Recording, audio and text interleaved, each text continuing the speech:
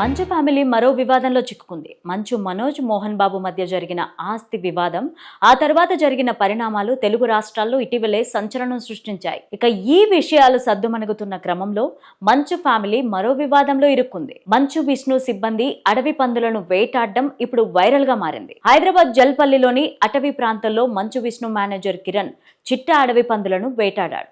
వేటాడిన అడవి పందిని ఎలక్ట్రీషియన్ దేవేంద్ర ప్రసాద్ బంధించి తీసుకొచ్చాడు.